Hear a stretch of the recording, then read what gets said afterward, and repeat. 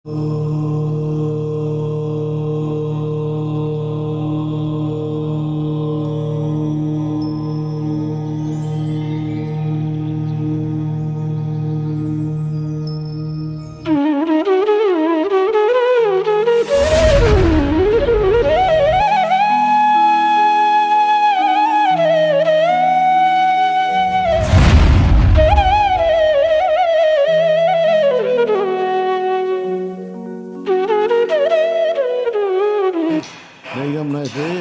काय को इतनी तपस्या करेंगे? तपस्या, एक व्यक्ति इंटरव्यू देने गया तो वो अपने आप को क्या मान रहा है? मैं पास होऊंगा?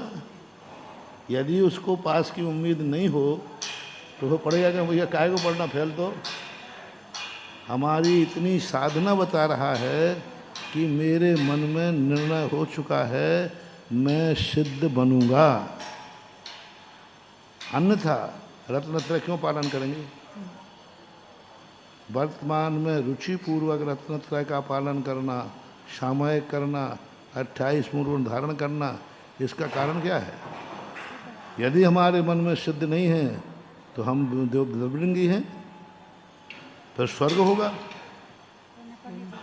कुछ कोई भी व्यक्ति कष्ट उठा रहा है तो कोई ना कोई तो उसका लक्ष्य होगा। क्या कोई व्यर्थ में कष्ट उठाता है? साधु की सबसे बड़ी असाता कर्म का उदय कब आता है? केशलंसन। तीव्र असाता कर्म का उदय होता है केशलंसन में। बीमारी आदि छोड़ लो, सामान्य मुनिचर्या के 28 मूल गुण में सबसे ज़्यादा असाता कर्म कब है? और वही असाता कर्म धर्म है।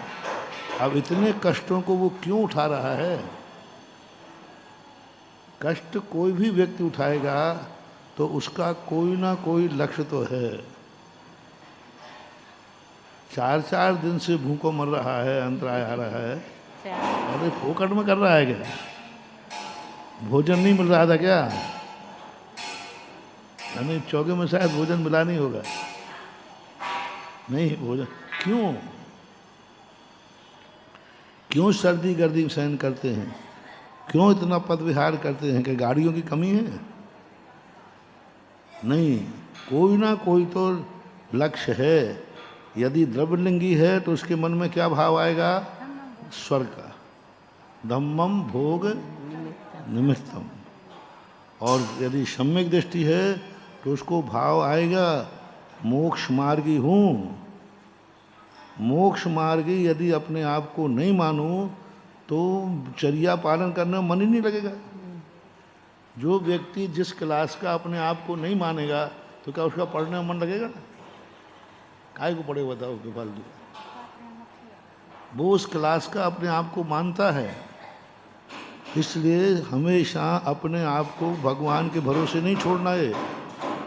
भगवान पता नहीं हमें द्रव्यलिंगी मान रहे हैं, हम द्रव्यलिंगी हैं कि भावलिंगी हैं, हम भाव से वृत्ति हैं कि द्रव्य से वृत्ति हैं, हम सम्यक दृष्टि हैं कि नहीं हैं। ये संदेह कभी मत करना। ये संदेह आते ही तुम्हारी चर्या में शिथिलता आएगी। पता नहीं मुझे पास होना है कि नहीं होना। 1 लाख व्यक्ति बैठ रहा हो, अपना नंबर कहाँ आएगा? बस आपका पढ़ने में मन नहीं लगेगा। और ये भाव आ जाए कि 1 लाख नहीं 2 लाख बैठे हैं, मेरा नंबर तो आएगा ही आएगा। फिर देखो पढ़ने में कैसे मन नहीं लगता। इसलिए कहते हैं मन के हारे हारे। कभी अपने आप को मिथ्या दृष्टि नहीं मानना, कभी अपने आप को द्रव्य वृत्ति नहीं मानना, कभी नहीं मानना। हैं सो हैं, जो भगवान जाने, भगवान का काम जाने। हमें तो अपनी चर्या में उत्साह लाना है तो हमें ओरिजिनल भावलिंगी मानना ही पड़ेगा। दूसरा माने या न माने। आप यदि अपना पंचम गुण स्थान ने वो उसके अनुभव में नहीं आता, भावलिंग अनुभव में नहीं आता। कसाई की तो मंदता है, अंदर से क्रिया में उसका लक्ष्य है।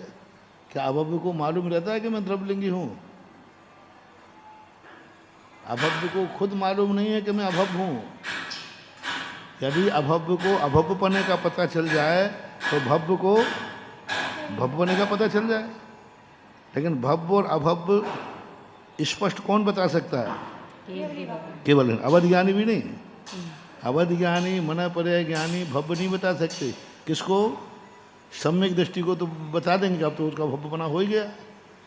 लेकिन कोई सामान्य निगोदिया जीव है, उसके भव्य अभव्य का कोई भी निर्णय अवध ज्ञानी नहीं कर, खुद का निर्णय नहीं कर सकते वो कि मैं अवध ज्ञानी भव्य हूँ या अभव्य हूँ, और सम्यक दर्शन प्राप्त कर लिया। वासना के समय आया था, कितने सम्यक दृष्टि जीव हैं जो अपने आप को मिथ्या दृष्टि मानते हैं और हैं क्या? कितने सम्यक दृष्टि है, मिथ्या दृष्टि हैं जो अपने आप को सम्यक दृष्टि मानते हैं और हैं मिथ्या दृष्टि। और कई सम्यक दृष्टि अपने आप को मिथ्या दृष्टि मानते हैं। जब समय सार पढ़ते हैं तो ऐसे लगता है कि हमारे पास तो सम्यक दर्शन हो ही नहीं सकता, क्योंकि यहाँ तो सम्यक दर्शन की परिभाषा वो घटित हो ही नहीं रही, तो वो अपने आप को मिथ्या दृष्टि मानने लग जाएगा। लेकिन भगवान से पूछा तो क्या कहा? सम्यक दर्शन, भावलिंग, मोक्ष मार्ग किसी मुनिराज 11वें गुण स्थान में हैं, लेकिन वो उनसे पूछो आपका गुण स्थान कौन सा है, नहीं बता सकते। स्थूल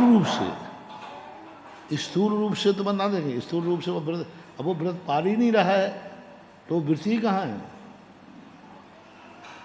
जब व्रतों के प्रति, वही तो मैं कह रहा हूँ, व्रतों के प्रति रुचि क्यों नहीं है? क्योंकि उसने जान लिया कि होता क्या, पंचम काल मोक्ष मुक्त तो मिलना नहीं है, काय को बेफालतू परेशान हो, तो शिथिलता आ जाएगी।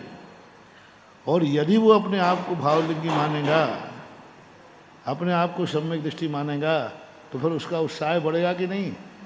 बढ़ेगा। आप लोगों को अपना पंचम गुण स्थान ही मानना चाहिए। ऐसा मानोगे तो सामायिक में मन लगेगा, ऐसा मानोगे तो प्रतिक्रमण में मन लगेगा।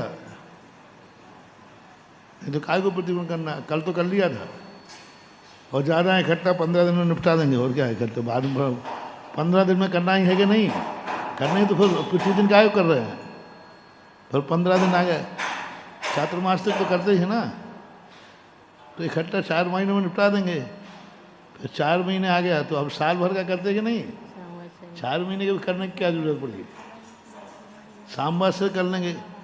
अब संवत्सर आ गया, बोले क्या करिए, अंत में उत्तमार्थ तो जब समाधि का समय आएगा तब निपटा लेंगे सब, ये शिथिलता आ जाएगी। इसलिए हर विद्यार्थी को जिस क्लास का उसके एडमिशन हुआ है उस क्लास वाला मानना ही चाहिए।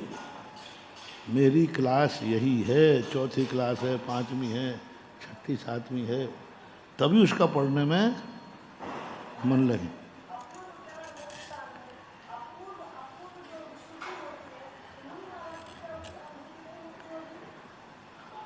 शांति की अनुभूति होती, पॉइंट नहीं बता सकते हमारी विशुद्धि कितनी है। हम ये नहीं कह सकते कि भविष्य में पावतीत में हमारी कभी हुई नहीं, क्योंकि हमेशा ऐसा लगता है कि हम कुछ नया कर रहे हैं और पता चलता है कि ये ऐसा हम कई बार कर चुके हैं। बोलो, अभी तुम लोग प्रतिमाधारी हो, हम मुनि हैं, तो कभी ऐसा महसूस आया कि हम अनंत बार मुनि बन गए? अनुभव नहीं आया। और शास्त्र क्या कह रहे हैं?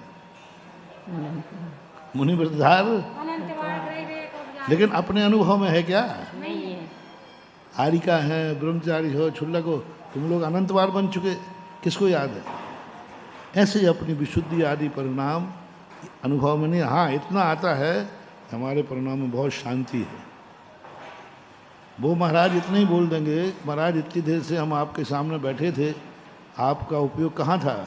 वो ये कह रहे भाई बाहर तो नहीं था, अब अंदर में कहाँ था ये घोषणा नहीं कर पाएंगे। इसलिए नैगम नय बहुत जरूरी नय है। यदि नय, अपन बात ये कर रहे हैं, यदि नैगम नय दुनिया में नहीं होगा तो सारे पुरुषार्थ खत्म। राजकुमार को राजा मानेगा, वो राजकुमार राजा मानेगा। मिट्टी का घड़ा कब बनेगा?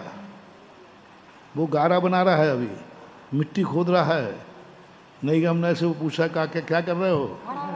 घड़ा बना रहा। यदि ये भाव उसमें नहीं आएगा तो मिट्टी क्यों खोदेंगे? मंदिर जा रहे हो आप, चावल लेकर गृह, पूछा कहाँ जा रहे हैं? बोले शिखर जी जा रहे हैं। अरे भाई शिखर जी कहाँ जा रहे हैं? मंदिर जा रहे हैं। लेकिन आज जल्दी मंदिर क्यों जा रहे हो? शिखर जी। अब मंदिर जाते समय कह रहा है मैं शिखर जी जा रहा हूं, और जा रहा है ठीक मंदिर। तो आज का जो मंदिर है उस मंदिर में संकल्प क्या है? शिखर जी। तो वे नैगम, ऐसा एक यदि नैगम नहीं खत्म कर दिया जाए दुनिया खत्म हो जाएगी। क्योंकि लक्ष्य हम क्या बनाएंगे? और बिना लक्ष्य के किसी कार्य का प्रारंभ हो ही नहीं सकता। इसलिए नैगम नय को कल्पना मत मानना। एक दो पदार्थों में से किसी एक को गौण करना, एक को मुख्य करना, ये कौन सा न है? नैगम नय। अथवा दूसरी परिभाषा जो प्रचलन में है, जो अपन लोग सब जानते हैं, संकल्प ग्राही नैगमः। पदार्थ के संकल्प को ग्रहण करने वाला ज्ञान नैगमनय है।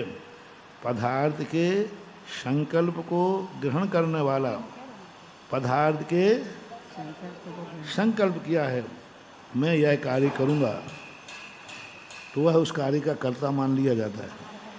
कर नहीं पाया। अब यदि ये परिभाषा नहीं हो, कोई आदमी रसोई घर में चावल चुनता है, किसी ने उससे पूछा क्या कर रहे हो, तब उसने कहा भात बना रहा हूँ। यहाँ चावल और भात में अभेद विवक्षा है, अथवा चावलों के भात का संकल्प है। अब चावल बना रहा है, भात बना रहा है। अब भात तो पके हुए का नाम है, अभी तो चावल बिन रहा है। भात पका रहा हूँ, भात पकाया जाता है कि पके हुए का नाम भात है? आटा पीस रहा हूँ। आटा पीसना है कि गेहूँ पीसना है? लेकिन बोलने में ये नैगमनय है। आटा पीस रहा हूँ, चावल बना रहा हूँ, शिखर जी जा रहा हूँ, आदि आदि, तो ये नैगमनय कहलाते हैं। यदि नैगमनय जो दूसरी परिभाषा नहीं हो तो व्यक्ति किसी चीज़ का संकल्प ही कैसे करेगा?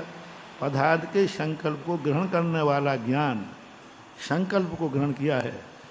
और वस्तुतः पूछा जाए, संकल्प को यदि निकाल दिया जाए तो सारी कर्म व्यवस्था डगमगा जाएगी। तंदुल मत्स्य ने क्या समुद्र की सारी मछली खाई है? नहीं। किस नए से उसको पाप लगा? नहीं।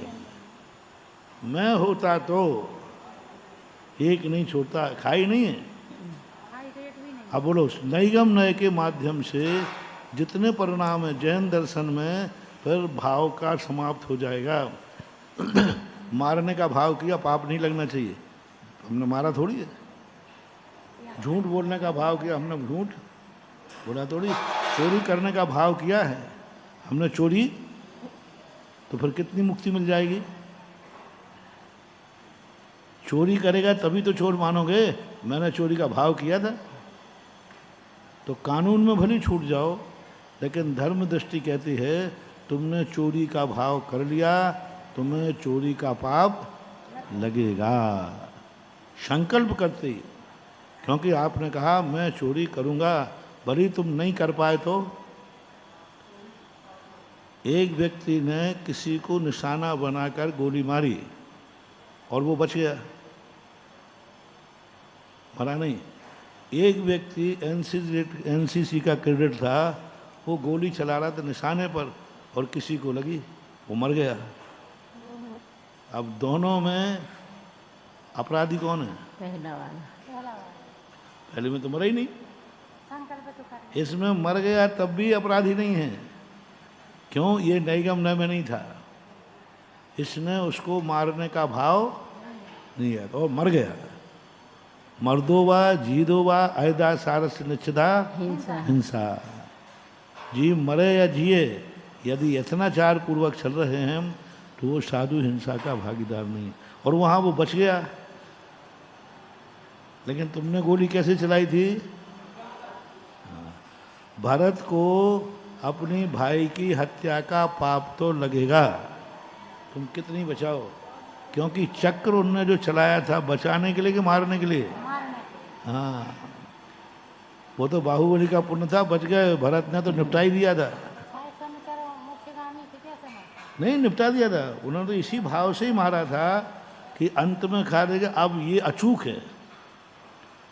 चक्रवर्ती चक्र कब चलाता है? सारे साधन पर। अब इसको कोई बचा नहीं सकता।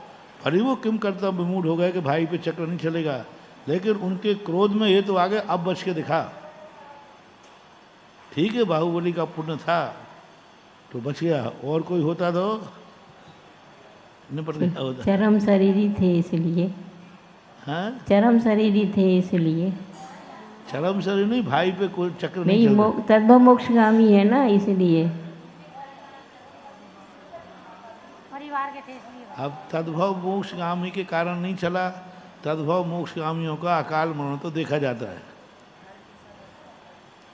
घर का भाई था। घर के तद्भव लोगों को- मोक्षगामियों का अकाल मरण तो देखा जाता है। पांडव आदि जो है गजकुमार हुए, बहुत सारे जीवों के तद्भव लेकिन ये तुम्हारे श्री जी कामदेव थे ना। तो कामदेव का भी अकाल मरण हो सकता, चक्रवर्ती का हो सकता। चक्रवर्ती का हुआ ना। तीर्थंकर को छोड़ करके सभी 63 सलाका पुरुषों का अकाल मरण होने में कोई बाधा नहीं। उनका क्यों नहीं जाता? वही चक्रवर्ती मर के नरक। कामदेव का, चक्री का, अर्धचक्री, सबके अकाल मरण हो सकता। मात अनपवर्त आयु, असंख्य वर्ष वाला और चरमोत्तम देह वाला, चरमोत्तम देह। इनको दो को छोड़ के सभी अकाल मर सकते। हाँ,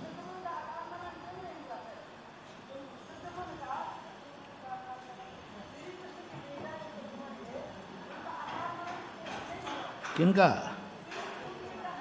प्रद्युम्न का तो क्यों नहीं मरा? नहीं मरा तो क्या बात हो गई? अकाल मरण जरूरी थोड़ी है, मरना ही जरूरी थोड़ी है। अब 1280 बन की शिला पर हनुमान गिरे, नहीं मरे। और अब हनुमान गिरे तो हो सकता है कहीं और चोट थोड़ा आ गई हो, सिर बच गया।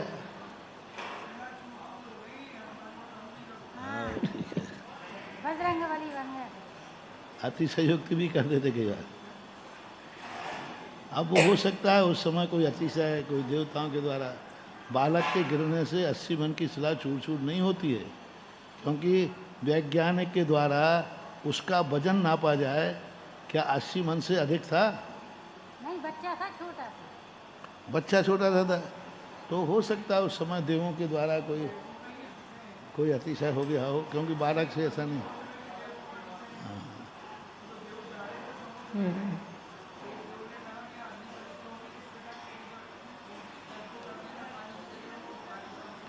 हो सकता है। प्रद्युम्न को नीचे शिला के नीचे दबाया, अब शिला सीख उसके सीने में पे नहीं पड़ पाए होगी, कहीं बच गया। सांस तो हिल गई। तो वो देवों पुनीत हो सके। कोई उसी समय कोई देव देख रहा हो और उसने इस प्रकार का अतिशय किया हो। यदि वो शिला नहीं हिल रही होती तो फिर वो विद्याधर आके उसको कैसे उठाता? उसी शिला देख करके उठाया कि भाई ये शिला क्यों हिल रही है। भरत जी, इसलिए नई गम जब है। भरत चक्रवर्ती ने बाहुबली को मारने का भाव कर लिया, संगी पंचेंद्री को मारने का भाव कर लिया, फिर कैसे मोक्ष चले गए? हिंसा तो क्या होगा? रवि नहीं थे तो आप। क्या हुआ? लेकिन ये तो तुमने संकल्प की हिंसा नहीं लगेगी। ये तो देख लिया और तुरंत एक अंतर मुहूर्त के बाद रोने बैठ गए। तो मार तो दिया ही, पहले मारने का भाव अरे तो कर ही भाई, लिया। कसाय अंधी होती है, एकदम भावावेश आ गया। पहले निपटा दो, फिर प्रायश्चित कर लो। प्रायश्चित नहीं किया, पश्चाताप किया। प्रायश्चित अलग चीज है, पश्चाताप हाथ उठ के मेरे से गलत हुआ, अनर्थ हुआ, वो तो उनका पुण्य था, बच गए, नहीं तो निपट ही गए थे वे तो निपट जाते तो भी पश्चाताप कर लेते, तो भी माफ हो जाता। यदि पश्चाताप से कर्म नहीं करते हैं तो प्रतिक्रमण और प्रायश्चित नाम का तप निरर्थक है। पश्चाताप ऊपर से नहीं, पहले ही से नहीं, पहले निपटा दो बाद में क्षमा मांग लेंगे, ये तो मायाचारी है। नहीं, पश्चाताप जो होता है अंदर से ग्लानि भाव से होता है, और ग्लानि भाव उनको होता है कि हमसे गलती हुई है।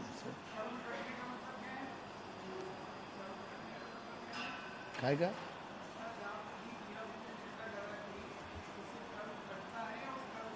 कटता भी है, नया भी बनता है। क्योंकि तपसा निर्जराश्य, तप से कर्मों की निर्जरा होती है। प्राश्चित पश्चाताप आलोचना के तप हैं, प्रतिक्रमण हैं। पूर्व में किए हुए कर्मों की अनुभाग, शक्ति, अपकर्षण, उत्कर्षण, ये सब होते उसमें। पूर्व में बांधा हुआ कर्म उत्कर्षण अपकर्षण हो जाता है, अनुभाग शक्ति कम हो जाती है। सम्यक दर्शन क्या है? ऐसे प्रायोग उपलब्धि में जाता है तो 70 कोड़ा कोड़ी अंतर कोड़ा कोड़ी हो जाते, अनुभाग घट जाता है। तो प्राश्चित, प्रतिक्रमण, तप आदि ये सब अकाल में कर्मों की निर्जरा कराते हैं। महाराज जी ये मतलब यदि ऐसे कर्म कट रहे तो फिर राजा सैनिक के क्यों नहीं कटे? राजा सैनिक को भी तो उस समय बंद हुआ, तो उसके मन में भी तो पश्चाताप विलानी भाव राजा आया। सैनिक ने आयु का बंद कर लिया था। आयु का बंद नहीं करते तो वे लोग भी तर गए जिन्होंने एक को नहीं हजारों हजारों मुनियों के कत्लेआम किए हैं, मुनियों पर जिन्होंने उपसर किए हैं। ऐसे कितने लोग हैं जो बाद में जाकर पारसनाथ पर उपसर करने वाला कमठ सम्यक दृष्टि हो गया तुरंत उसी दिन। उन्हीं के अभी गालियां बक रहा है, पत्थर बरसा रहा है, सब कर रहा है। और जैसे भगवान को केवल ज्ञान हुआ, समोषण बैठ के सम्यक को प्राप्त हो गया और 10 भाव का बैरी था। तो ये कोई बात नहीं। अंजन चोर देख लो ना, अंजन चोर देख लो, पूरी जिंदगी भर का पाप करता रहा और एक अंतर मुहूर्त में ऐसे परिणाम किए कि गुरु से भी आगे निकल गया। दीक्षा देने वाले गुरु बैठे रहे भाई साहब कि अब इसको दीक्षा लेने के बाद समझाऊंगा कि भाई तुम हार लेने जाएगा, लोग तुझे चढ़ाएंगे। जहाँ जहाँ चोरी की है वे कहेंगे देख 100 चूहे खा बिल्ली हज को चली। वो समझाने की प्लानिंग बना रहे हैं, उतने में उसको केवल ज्ञान होता है। बड़ा विचित्र है, कितने कितने अशुभ कर्मों को बांधा। एक दिन के अंदर ही उसने सब निपटा करके और मोक्ष चला गया। इसलिए नैगम नय जो है ऐसा मानना चाहिए। तो नैगम नय का मूल बात कह रहे थे कि नैगम नय अपने आप में महत्वपूर्ण नय है। इसको मात्र ऐसे ही नहीं मानना कि नैगम नय तो यूँ है संकल्प मात्र का है। पूरी कर्म अवस्था, पूरी धर्म अवस्था संकल्प के ऊपर आधारित है। मुनि बनने में क्या है, संकल्प तो है। यदि संकल्प नहीं हो, पिछी कमंडल ले लें तो दीक्षा का नाम क्या है? संकल्प का नाम दीक्षा है। हाँ, तो नैगम नय का कितना बड़ा व्यापार है। कोई भी क्रिया संसार की या परमार्थ की बिना नैगम नय के चल ही नहीं सकती। इसलिए सबसे पहले नैगम नय को रखा।